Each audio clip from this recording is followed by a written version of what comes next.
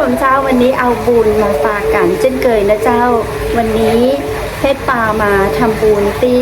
วัดศรีบุญเรืองแล้วก็ที่วัดมหาโชควันนี้ไป2 วัดด้วยกันนะเจ้าในเทศกาลงานทำบุญงานถวายสลากพัดหรือว่าคนเหนือก็ท้องว่างานวันปานแตนนะเจ้างานวันปานแตนก็จะเป็นตามเทศกาลก่อนออกพรรษานะเจ้าแต่ละวัดแต่ละวาทางภาคเหนือเฮาก็จะทำพิธีกรรมนี้นะเจ้าเพื่อที่เฮาจะได้ถวายบุญกุศลถวายข้าวของเงินทองของใจนะเจ้าคือกับบรรพบุรุษของเฮานะเจ้าเนาะจะเป็นอันผู้ที่ล่วงลับไปแล้วนะเจ้าเขาจะมีเทศกาลงานทำบุญปานแตนการถวายทานนี้นะเจ้าแต่ละวัดนะเจ้าก็จะมีเป็นวันไปนะเจ้าวันละ1 วัด2 วัดต่ออันเนาะแล้วก็จะมีพระจากวัดต่างๆก็จะมาร่วมเพื่อปอนนะเจ้า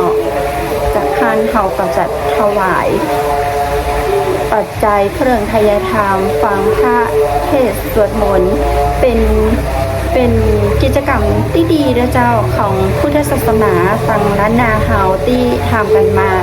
ตลอดเนิ่นนานนะเจ้าตั้งแต่จำความได้เพศก็ได้ร่วมพิธีงานปานแตนชอบนะเจ้างานปานแตนเนาะทำแล้วเขาจะรู้สึกสบายอกสบายใจได้ตานขันข้าวได้ตานกล้วยสลากเพื่อกับบรรพบุรุษของเฮาเจ้าเอาละเจ้าก็เดี๋ยวจะพาไปชมแล้วก็ไปกราบไหว้ไปอภรณ์ด้วยกันเนาะเดินเจ้า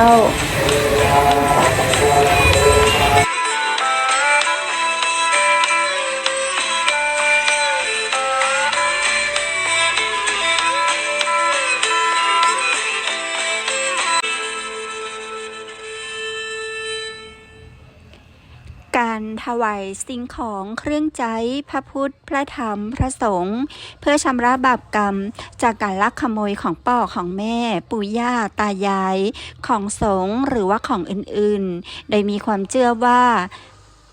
จะมีบาปติดตัวไปถึง500ชาติจะอัน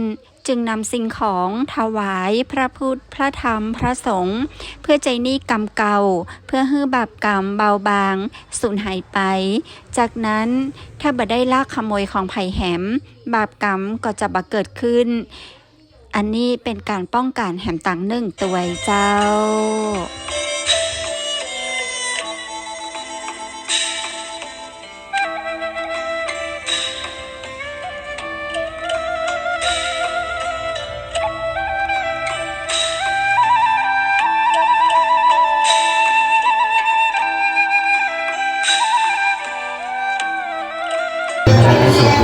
ได้เป็นคนสมบูรณ์ยังติดไปคงรักษา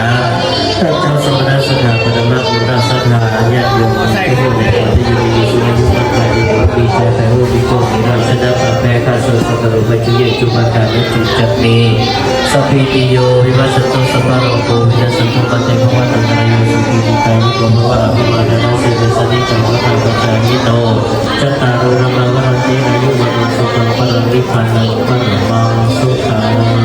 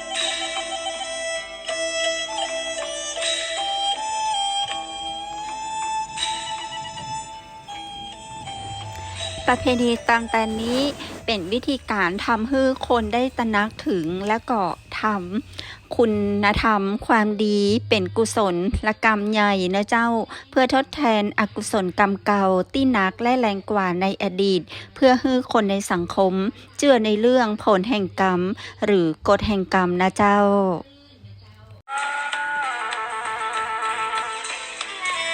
สาธุอนุโมทนาด้วยกันนะเจ้าแล้ววัดหนึ่งกันเดี๋ยวเราจะไปวัดที่สองนะเจ้าก่อนจะเข้าวัดต่อไปนั้นขอแวะกราบคุณยายจันหอมคุณยายวัย88 ปีเพื่อท่านจะได้อนุโมทนาสาธุกับเฮาเจ้า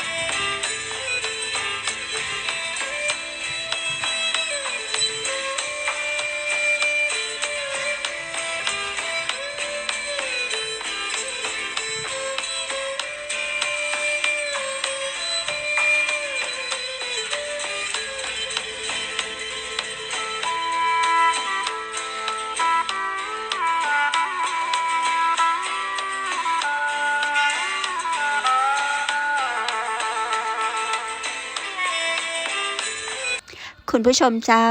ในพิธีกรรมจะมีการถวายทานเพื่อใจหนี้กรรมเก่าในอดีตชาติและปัจจุบันชาติมีการอุทิศส่วนบุญส่วนกุศลให้กับเจ้ากรรมนายเวรทั้งหลายแล้วขออโหสิกรรมต่อหน้าพระตวยเนื้อเจ้า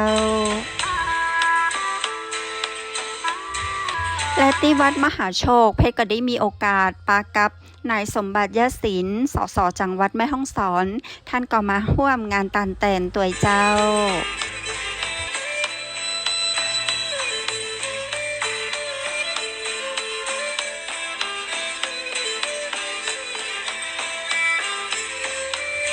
สุดท้ายท้ายสุดของพิธีกรรมตานแต่นนั้นอย่าลืมนะเจ้ากรวดน้ำอุทิศส่วนกุศลตัวเนอร์ข้าพเจ้าขออุทิศบุญกุศลจากการเจริญภาวนานี้ให้แก่เจ้ากรรมนายเวรทั้งหลายของข้าพเจ้าสิ่งที่ข้าพเจ้าได้เคยล่วงเกินท่านไว้ตั้งแต่อดีตชาติจนถึงปัจจุบันชาติท่านจะอยู่ภพใดหรือภูมิใดก็ตามขอให้ท่านได้รับผลบุญนี้แล้วโปรดอโหสิกรรมและอนุโมทนาบุญแก่ข้าพเจ้าด้วยเทินด้วยอำนาจบุญนี้ด้วยเทินสาธุสาธุสาธุป้ากันใหม่นะเจ้าสำหรับวันนี้สวัสดีเจ้า